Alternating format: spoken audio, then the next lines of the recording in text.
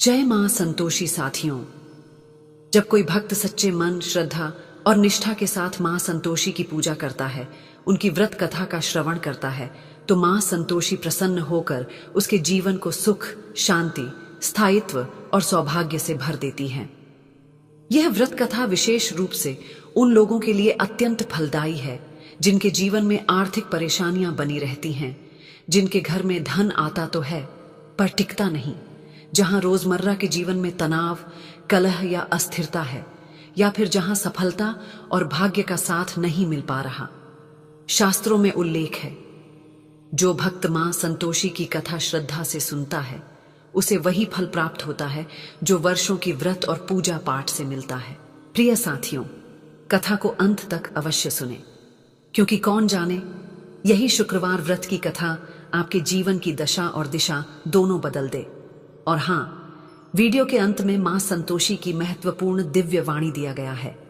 कृपया उसे सुनना आपके आत्मिक उत्थान के लिए अत्यंत आवश्यक है।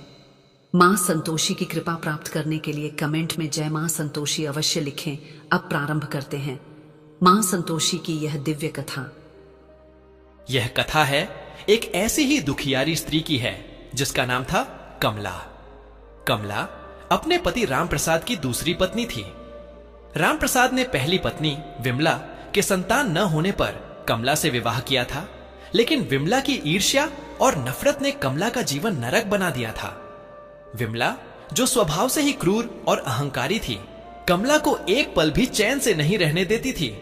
उसे लगता था कि कमला ने उसका घर, उसका पति छीन लिया है, जबकि कमला तो बस अपने भाग्य के भरोसे रामप्रसाद के घर आई थी, एक शांत और सीधी सादी स्त्री। कमला का जीवन दुखों से भरा था। घर में उसे कोई प्यार नहीं करता था। रामप्रसाद भी विमला के आगे कुछ बोल नहीं पाता था, या शायद उसे कमला के दुख से फर्क ही नहीं पड़ता था। कमला दिन रात घर का काम करती, विमला के ताने सुनती और भूखे पेट सो जाती। उसके पास कोई सहारा नहीं था, कोई सुनने वाला नहीं था। अक्सर रात के अंधेरे में वह अपनी किस्मत पर आंसू बहाती, सोचती, क्या मेरा जीवन ऐसे ही कटेगा? क्या मुझे कभी सुख नहीं मिलेगा? एक दिन गांव की एक वृद्ध महिला ने कमला को संतोषी माता के व्रत के बारे में बताया।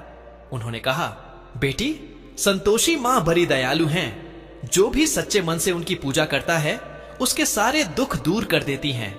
तुम भी यह व्रत करो, तुम्हें जरूर शांति मिलेगी। कमला की आंखों में आशा की एक छोटी सी किरण जगी।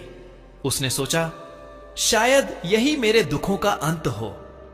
अगले शुक्रवार से कमला ने संतोषी माता का व्रत शुरू कर दिया। व्रत के नियम बड़े करे थे। खट्टी चीजों का सेवन नहीं करना था और पूरा दिन उपवास रखना था।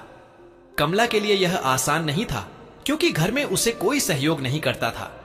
वह सुबह जल्दी उठकर स्नान करती, माता की पूजा करती और फिर घर के सारे काम निपटाती।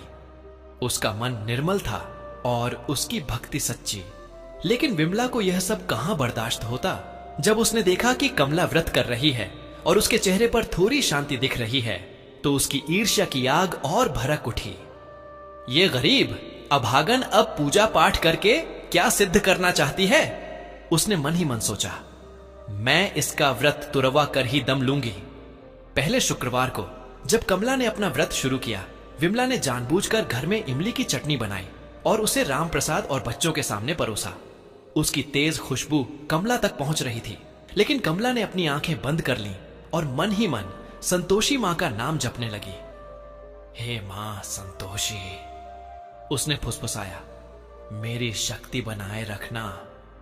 दूसरे शुक्रवार को विमला ने और भी खतरनाक चाल चली। उसने कमला के पीने के पानी में नींबू का रस मिला दिया। जब कमला प्यास से बेहाल होकर पानी पीने लगी, तो पहले ही घूंट में उसे खट्टापन महसूस हुआ। उसने तुरंत लौटा, दूर फेंक दिया। नहीं, यह तो खट्टा है। उसकी आंखों में आंसू भर आए। उसका व्रत लगभग टूट गया था। वह जमीन पर बैठ गई और बिलख बिलख कर रोने लगी। हे मां संतोषी, यह कैसी परीक्षा है मेरी? क्या मैं कभी सुख नहीं पाऊंगी? विमला दूर खड़ी मंद मंद मुस्कुरा रही थी। उसकी क्रूरता का कोई अंत नहीं था। कमला ने हिम्मत नहीं हारी। उसने अपना मुंह धोया और फिर से मां का ध्यान किया। नहीं, मैं हार नहीं मानूंगी, उसने खुद से कहा। मां मेरी परीक्षा ले रही हैं। तीसरे शुक्रवार को विमला ने एक और नीच हरकत की। उसने घर के आंगन में, जहां कमला अक्सर पूजा करती थी, खट्टी बेरें बिखेर दी। उसने सोचा, जब ये बेरें कमला के सामने होंगी तो इसका मन डोल जाएगा और इसका व्रत टूट जाएगा। लेकिन कमला ने उन बेरों पर ध्यान ही नहीं दिया। उसने बस अपनी आंखें मूंदकर माता का ध्यान किया और पूजा समाप्त की। विमला यह देखकर और भी चिढ़ गई। चौथे शुक्रवार को विमला ने अपनी सारी हदें पार कर दी। उसने राम प्रसाद को उकसाया कि वह कमला को काम के बहाने कहीं दूर भेज दे, जहां खाने को कुछ न मिले और उसे भूखा रहना पड़े। राम प्रसाद, जो अपनी पहली पत्नी के प्रभाव में था, मान गया। उसने कमला को दूर के गांव में अपनी बहन के घर कुछ सामान पहुंचाने भेज दिया। कमला को पता था कि यह विमला की चाल है, लेकिन उसने पति की बात मानी। उसने बिना कुछ खाए पिए लंबा रास्ता तय किया। रास्ते में उसे बहुत भूख लगी, प्यास भी लगी, लेकिन उसने अपने मन में संतोषी माता का नाम जपना नहीं छोड़ा। हे मां संतोषी, वह बार बार दोहराती, मेरी रक्षा करना, मेरा व्रत मत टूटने देना। जब वह राम प्रसाद की बहन के घर पहुंची तो वहां भी विमला ने पहले से ही खबर भेज दी थी कि कमला को कुछ खाने को न दिया जाए। कमला ने देखा कि सब लोग खाना खा रहे हैं, लेकिन उसे कोई नहीं पूछ रहा। उसका पेट भूख से ऐंठ रहा था और उसका मन दुख से भर गया। उसकी आंखों से आंसू बहने लगे, लेकिन उसने किसी को कुछ नहीं कहा। वह चुपचाप एक कोने में बैठ गई। अचानक एक बूढ़ी महिला उसके पास आई। वह बहुत ही साधारण वस्त्रों में थी, लेकिन उसके चेहरे पर एक अद्भुत तेज था। उन्होंने कमला को देखा और मुस्कुराई। बेटी, तुम इतनी दुखी क्यों हो? उन्होंने पूछा। कमला ने अपनी दुख भरी कथा सुनाई, कैसे उसकी सौतन उसे परेशान करती है, कैसे उसने संतोषी माता का व्रत रखा है और कैसे आज वह भूखी है। बूढ़ी महिला ने ध्यान से सुना। फिर उन्होंने कहा, बेटी तुम चिंता मत करो, मां संतोषी तुम्हारे साथ हैं, धैर्य रखो। उन्होंने कमला को एक सूखा फल दिया और कहा, इसे खा लो, इससे तुम्हारी भूख शांत हो जाएगी। कमला ने उस फल को लिया और उसे खाते ही उसे अद्भुत शांति मिली। उसकी सारी थकान और भूख जैसे गायब हो गई। उसने बूढ़ी महिला का धन्यवाद किया, लेकिन जब उसने आंखें खोली तो वह वहां नहीं थी। कमला समझ गई कि यह कोई साधारण स्त्री नहीं थी। जब कमला शाम को घर लौटी तो उसने देखा कि घर में सब कुछ अस्त व्यस्त पड़ा है। विमला को तेज बुखार था और वह दर्द से कराह रही थी।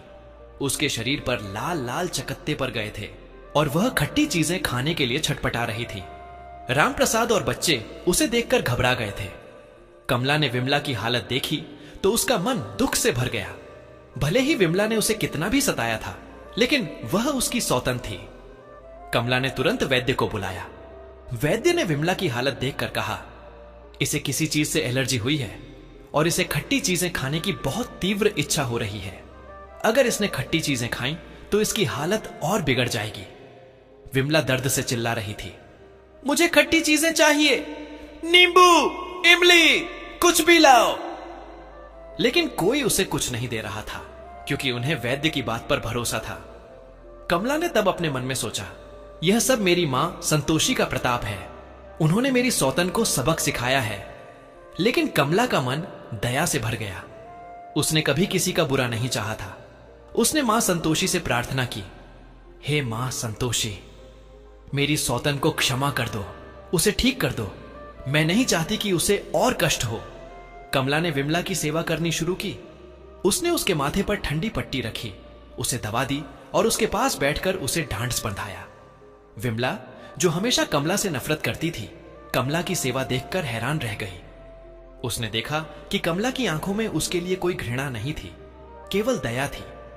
अगले शुक्रवार को जब कमला ने फिर से व्रत रखा तो विमला ने उसे रोकने की कोशिश नहीं की, बल्कि वह चुपचाप देखती रही। कमला ने अपनी पूजा समाप्त की और जब उसने आरती की थाली घुमाई तो विमला ने पहली बार उसमें हाथ जोड़कर प्रसाद लिया। धीरे धीरे विमला की तबीयत सुधरने लगी, लेकिन उसके मन में एक बड़ा बदलाव आ गया था।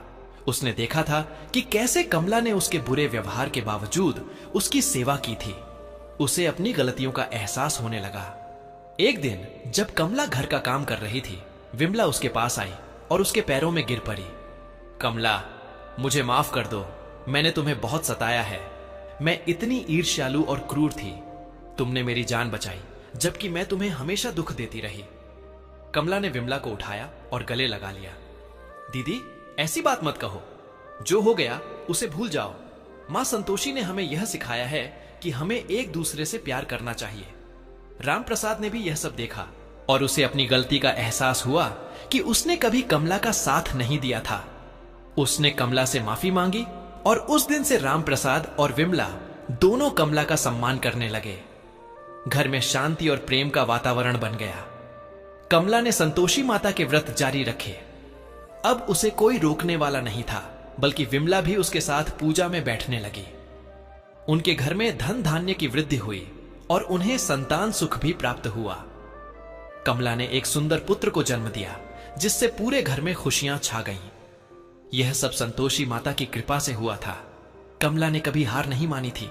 उसने अपनी आस्था और धैर्य बनाए रखा था। विमला ने अपनी गलतियों से सबक सीखा था और उसने अपनी ईर्ष्या को त्याग कर प्रेम को अपनाया था। इस कथा से हमें यह नैतिक शिक्षा मिलती है कि धैर्य, विश्वास और दयालुता हमेशा हमें कठिन परिस्थितियों से बाहर निकालती है और दूसरों के प्रति हमारी करुणा हमें सच्चा सुख दिलाती है। हे मां संतोषी, कमला हमेशा यही कहती और मां ने उसकी पुकार सुनी। मित्रों, इस वीडियो में मां संतोषी की पावन व्रत कथा यहीं पर समापन होती है। अब आइए मां संतोषी का संदेश। कमला की कथा के माध्यम से मानवता को संबोधित एक दिव्य संवाद, जहां करुणा, चेतावनी और आशा से भरी एक पुकार है। संतोषी माता की वाणी में। हे कमला। एक शांत दोपहर थी जब कमला मंदिर के कोने में बैठी हुई आंखें मूंदे संतोषी माता का ध्यान कर रही थी। व्रत का दिन था, 7वां शुक्रवार। सामने जलते दीपक की लौ जैसे उसकी भक्ति की ही छाया थी। तभी एक दिव्य प्रकाश से मंदिर भर गया। एक मृदु स्वर गूंजा, कमला उठो, तुम्हारे आंसुओं की पुकार मुझ तक पहुंची है। कमला ने आंखें खोली। सामने थी संतोषी माता, सौम्य, तेजस्वी मगर करुणा से भरी। मां ने आगे कहा, आज मैं केवल तुझसे नहीं बल्कि इस संसार के प्रत्येक हृदय से बात कर रही हूं। उन सबसे जो पीड़ा में हैं, जिन्होंने प्रेम के बदले तिरस्कार पाया है और फिर भी हार नहीं मानी। सुनो, ध्यान से सुनो। मेरे शब्द केवल कथा नहीं, अनुभव हैं। जब तुमने पहले व्रत की थाली सजाई थी, तब तुम्हारे मन में सिर्फ एक कामना थी, शांति की। ना धन, ना वैभव, बस थोड़ी सी शांति, थोड़ी सी स्नेह, और वही तुम्हारा सबसे बड़ा बल था। लोग सोचते हैं कि व्रत का मतलब भूखा रहना है। नहीं, व्रत का अर्थ है इच्छा पर नियंत्रण। व्रत का अर्थ है बिना किसी बदले की चाह के पूर्ण समर्पण। और तूने वही किया कमला। तेरी सौतन ने खट्टी चटनी रखी, पानी में नींबू मिलाया, रास्ते में भूखा रखा, पर तू डगमगाई नहीं। क्या तुम्हें लगता है मैं कुछ नहीं देख रही थी? मैं देख रही थी हर आंसू, हर कसम, हर क्षण। जब तूने कहा, हे मां संतोषी, मुझे शक्ति देना, हर बार मैं वहीं थी, तेरे साथ, तेरे भीतर। विमला जैसी स्त्रियां जब किसी और की खुशी देख नहीं पाती, तब वे सोचती हैं कि दूसरों को तौर कर स्वयं पूर्ण होंगी। पर ऐसा कभी होता नहीं। जो दूसरों की थाली में झर मिलाता है, उसकी आत्मा सबसे पहले मरती है। मैं विमला से नाराज नहीं थी, मैं बस उसे उसका ही चेहरा दिखाना चाहती थी, वही जो वह दूसरों को दिखा रही थी। जब उसके शरीर में चकत्ते पड़े, जब वह खट्टी चीजों के लिए चिल्लाई, वह मेरे क्रोध का नहीं, उसके ही कर्मों का फल था। तू चाहती तो उस पर हंस सकती थी, तू कह सकती थी अब भुगतो, पर तूने क्या किया? तूने सेवा की, माथे पर पट्टी रखी, उसके लिए वैद्य को बुलाया। तूने मुझे फिर से सिखाया कि सच्ची भक्ति बदले की नहीं, करुणा की होती है, और इसी कारण तू मेरी प्रिय बन गई है। कमला, जब कोई तुम्हें दुख दे और तुम उसके बदले दुआ दो, तो जान लो मैं वहीं खड़ी हूं तुम्हारे साथ। मेरे बच्चे, हां, तुम जो यह कथा सुन रहे हो, सुनो। यह केवल एक स्त्री की कथा नहीं है, यह हर उस आत्मा की आवाज है जो दुख में भी आस्था रखती है। जब तुम्हारे अपने तुम्हें नहीं समझते, मैं समझती हूं। जब तुम्हारे आंसू किसी को नहीं दिखते, मैं उन्हें गिनती हूं। और जब तुम सब कुछ सहकर भी किसी को क्षमा कर देते हो, मैं तुम्हें उठा लेती हूं अपने आंचल में, जो कहते हैं एक दिन उपवास कर लो, फल मिलेगा। वे भूल जाते हैं कि उपवास पेट का नहीं, अहंकार का होना चाहिए। वाणी का उपवास ताकि कटु शब्द न निकले, क्रोध का उपवास ताकि आग न लगे रिश्तों में, मोह का उपवास ताकि जो जाए उसका दुख न हो, और सबसे बड़ा ईर्ष्या का उपवास। मैं संतोषी मां हूं। मुझे उन घरों में रहना अच्छा लगता है जहां लोग कम में भी प्रसन्न रहते हैं, जहां थाली में सादा भोजन हो लेकिन मन में मिठास हो, जहां स्त्रियां एक दूसरे की सौतन नहीं सखी बनकर रहें। जो केवल धन के पीछे भागते हैं, उन्हें मिल भी जाए तो भी वह धन चयन नहीं देता, केवल और भूख बढ़ा देता है। पर जो मेरी पूजा सच्चे हृदय से करते हैं, उन्हें मैं वो सुख देती हूं जो धन से भी अमूल्य है, सम्मान, प्रेम और आत्मिक शांति। मैं वहां भी हूं जहां एक बहू सास की सेवा करती है बिना ताने सुने, जहां एक पिता रात की नींद छोड़कर बेटी की फीस भरने का रास्ता ढूंढता है, जहां एक मां अपने भूखे पेट से बेटे को खिला देती है। मैं वही हूं, उस समर्पण में, उस त्याग में। तो अब सुन लो, मेरा आशीर्वाद उन पर है जो दूसरों की पीड़ा में अपना दुख भूल जाते हैं, जो किसी की गलती पर उसे पूरी तरह छोड़ नहीं देते, जो मन से पूजा करते हैं पर दिखावे से दूर रहते हैं, जो हर शुक्रवार केवल व्रत नहीं संयम भी निभाते हैं, और जो जानते हैं संतोष ही सबसे बड़ा धन है। समापन में माता का आह्वान, कमला, आज तू केवल एक स्त्री नहीं रही, तू बन गई एक प्रेरणा। तेरे धैर्य, भक्ति और क्षमा ने वह कर दिखाया जो बड़े बड़े धर्म ग्रंथ नहीं कर पाते। और तुम सब सुनो जो इस कथा से जुड़े हो, यदि कभी लगे कि संसार ने तुम्हें छोड़ दिया है, तो बस एक बार पुकारना, हे मां संतोषी, और मैं आ जाऊंगी। कभी एक बूढ़ी महिला बनकर, कभी एक फल बनकर, कभी एक शांति बनकर, पर मैं आऊंगी, क्योंकि तुम्हारा संतोष मेरी सबसे प्रिय भेंट है। जो सच्चे मन से मां को पुकारता है, उसकी हर परीक्षा में माता साथ चलती है। मित्रों, इस वीडियो में माता संतोषी की पावन व्रत कथा मां संतोषी की दिव्य वाणी यहीं पर समापन होता है। हम कामना करते हैं कि माता संतोषी की कृपा आप सभी पर बनी रहे, आपके जीवन में सदैव सुख, शांति, समृद्धि और सकारात्मक ऊर्जा का संचार होता रहे। यह विशेष दिन न केवल भक्ति भाव से भर देता है, बल्कि हमारे जीवन में एकता, प्रेम और आस्था का संदेश भी लेकर आता है। माता लक्ष्मी की कथा को सुनने के लिए हृदय से धन्यवाद। कृपया अपने विचार और अनुभव कमेंट्स में अवश्य साझा करें, और जय मां संतोषी लिखना न भूलें। आपके द्वारा किए गए कमेंट्स न केवल आपको प्रेरित करेंगे, बल्कि अन्य दर्शकों के लिए भी भक्ति और श्रद्धा का स्रोत बनेंगे। जय मां संतोषी।